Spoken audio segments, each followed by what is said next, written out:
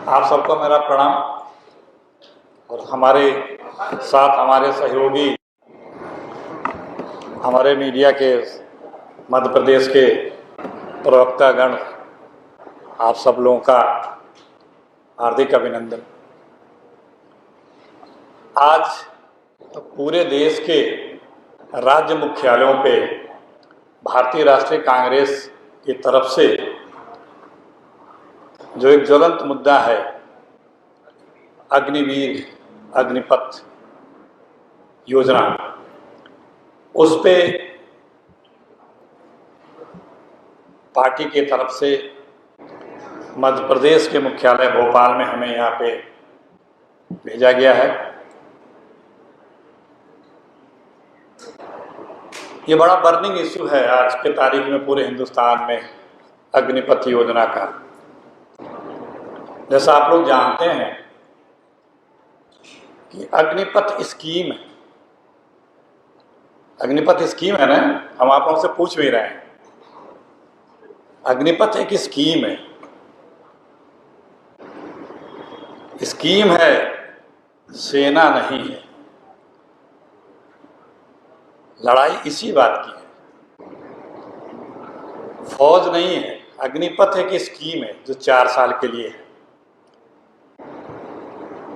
और इसीलिए कांग्रेस पार्टी ये सबसे पहले मांग करती है कि इस स्कीम को वापस लिया जाए, तुरंत वापस लिया जाए। अब क्यों वापस लिया जाए? उसे कारण से, बहुत कारण है।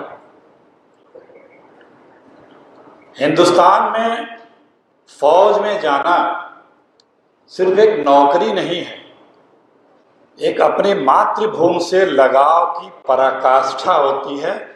नौजवान फौज में जाने की एक ख्वाब, सपना लिए रहता है। वो इतनी दिनों तक मेहनत करता है, दौड़ता है, प्रैक्टिस करता है, और फौज में जाने की उसकी इच्छा होती है। और हिंदुस्तान में फौजियों का या फौज का सम्मान सर्वोपरि होता है हर आदमी के दिल में।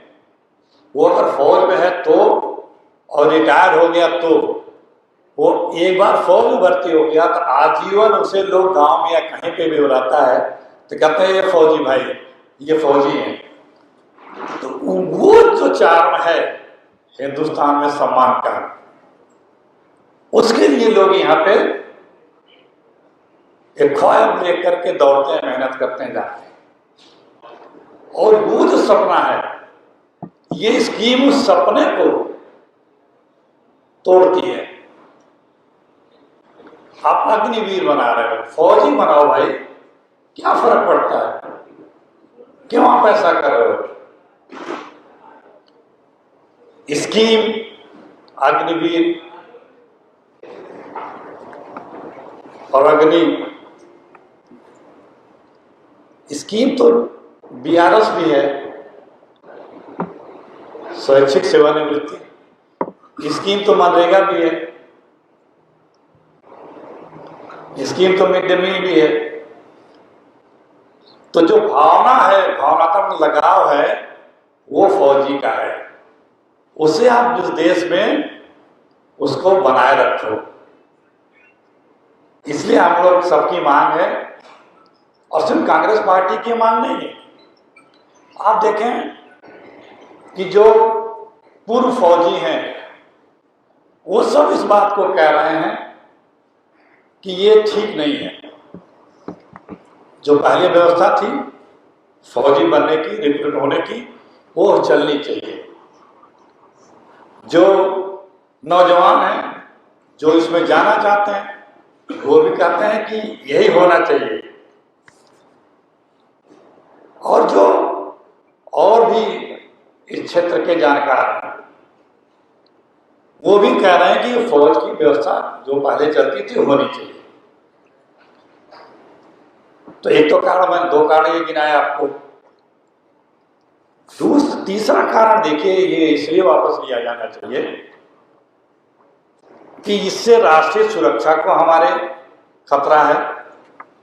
सेना और जो नौजवान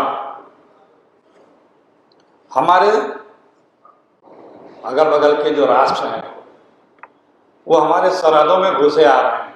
चीन तो घर करके बैठ ही गया है, नेपाल तक कर रहा है। तो सेना में भी अब 2 रैंक के सैनिक हो जाएंगे, एक अग्निवीर, एक रेगुलर फौजी। कई जनरलों ने भी इस बात को बोला है।